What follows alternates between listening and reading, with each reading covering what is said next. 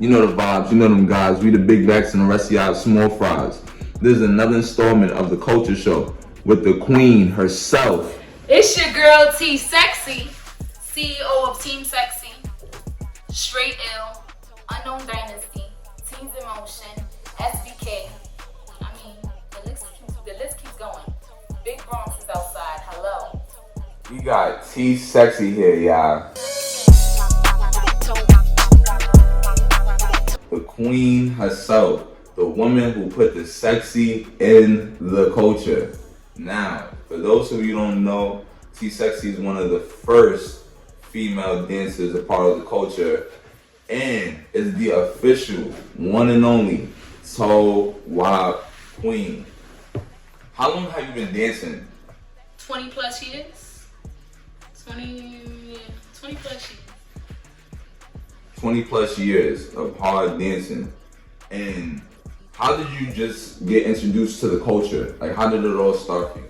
Woo, well, I started off by getting my name up. Like, I was dancing at skate keys, screen, block parties, different events, different venues, nightclubs. I was just basically outside, just being me, just dancing and feeling free, doing what I like to do. And that's basically just how my name basically branched off all over, from Brooklyn to Harlem to Queens, and of course the Bronx. And who were some of your first influences? Wow, I mean, I particularly didn't have anybody that inspired me. Like I said, I've been going to parties and just dancing, doing my own style of dance, and I feel like I fell in love with not only the fame, but just the way of life of dancing. And me going to clubs, skate key and scream, I feel like there is where I got my buzz up. Everybody knew me from being outside. Like, yo, that's the girl that she gets crazy in every club. Like, y'all want to fuck with her. She gets busy. And from there, I just started moving. And that's basically it. Like, I really didn't have anybody that I looked up to. Like, I didn't. It's in me. Like, music, dancing, it's all in me. You know how you just born with a gift? Like, that shit just comes naturally. Shout out to T Sexy, man. Legend. Now, people may look at this camera today and say, damn, T Sexy make it look easy. She's a legend, she's a toe-out queen, it's effortless. But people don't understand what it takes to be an icon. How was your beginnings in the culture? The beginning in the culture, I started off, I met, shout out to D-Code, I met D-Code. D-Code was starting off as like, doing videos for like rappers, and shout out to Nino Man as well. Nino Man at the time was living in my neighborhood, and Nino was rapping for D-Code. D-Code was shooting content for Nino Man, and he was talking about making content for dancers because he knew a lot of people that was into like, you know, dancing, getting life shaking at the time. So he decided to work with me. He's like, you know what, fuck it, T Sexy, let's do some content, let's film.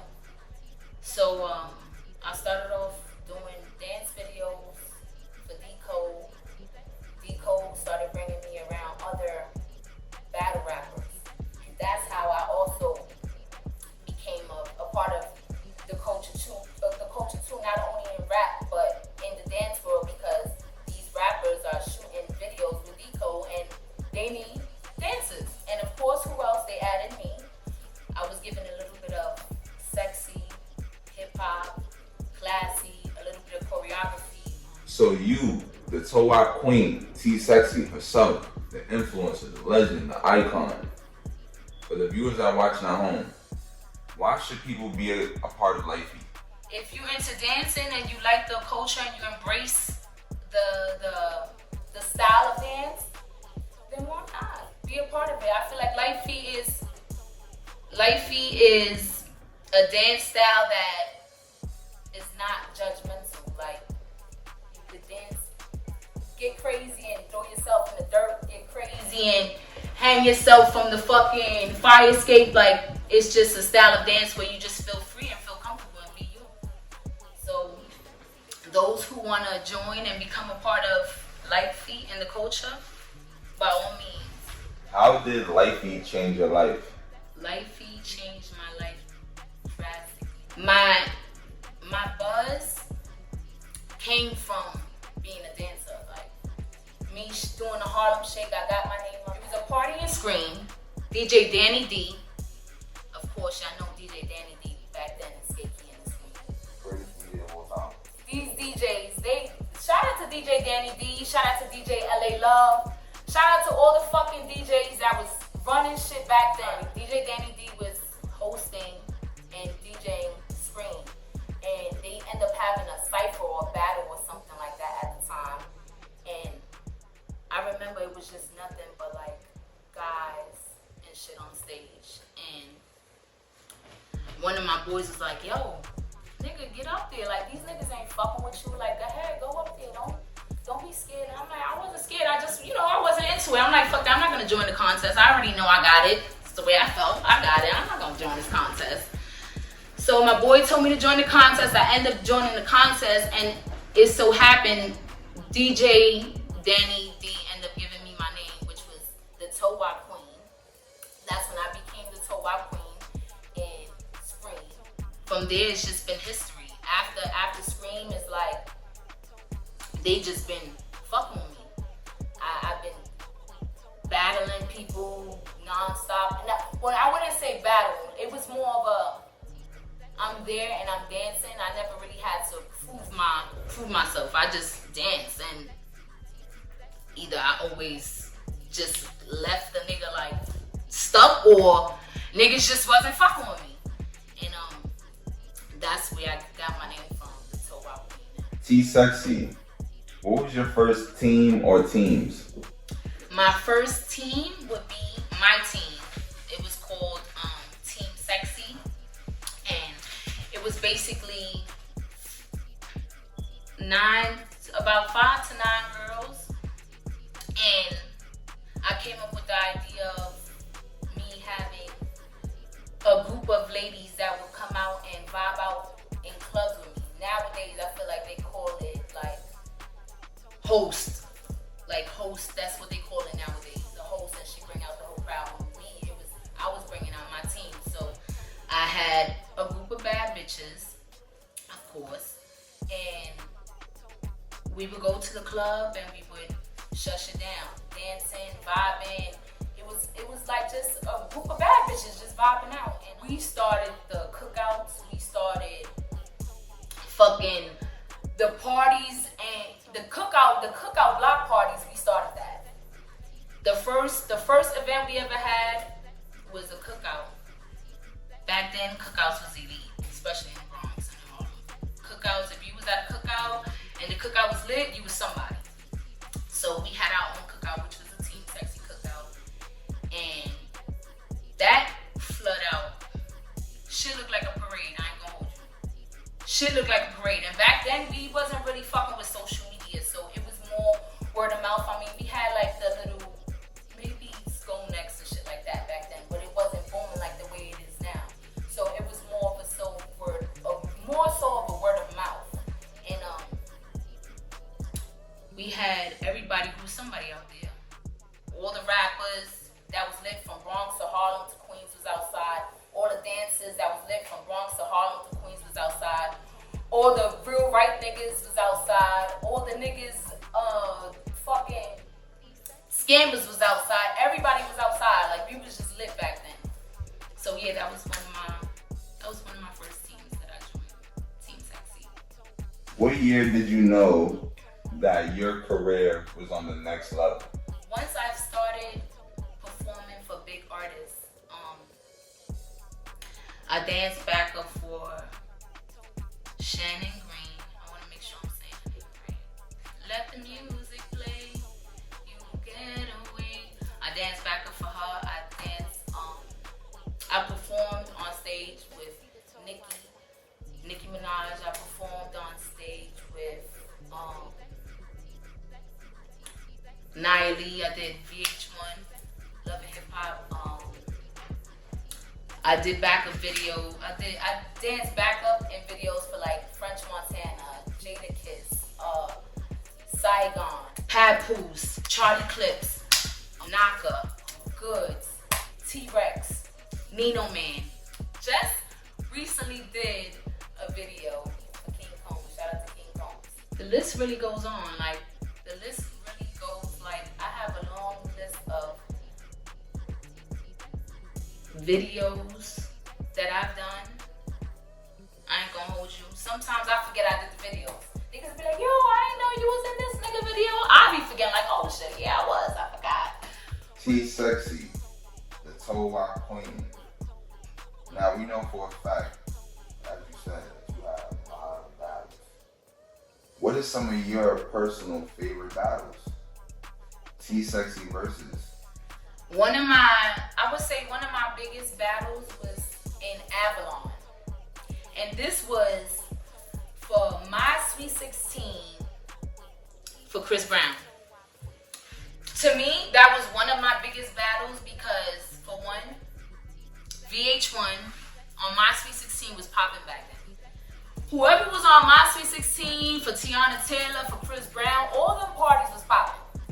So to me, that was one of my favorite and best battles because, for one, at the time, Chris Brown was my number one fan. I mean, well, I was his number one fan. Like, I was in love with Chris Brown. So me being able to dance and battle and win in front of Chris Brown at his birthday party and be filmed, that was the greatest experience for me at the time. Like, and I just started like coming outside because that was around the era where college parties was like 17 and over, and at the time I wasn't of age.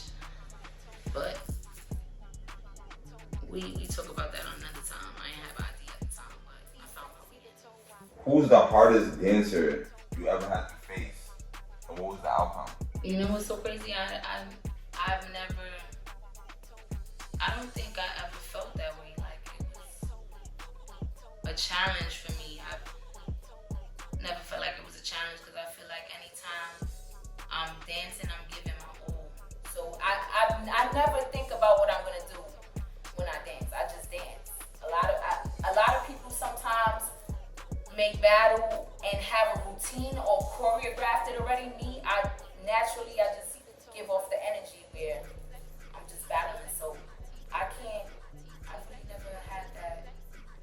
never had that problem. But shout out to whatever dancer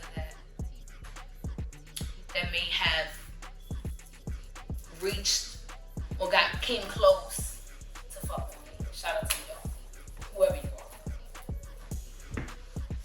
T Sexy, WHOP queen. Describe your dance style and what does individuality mean to you?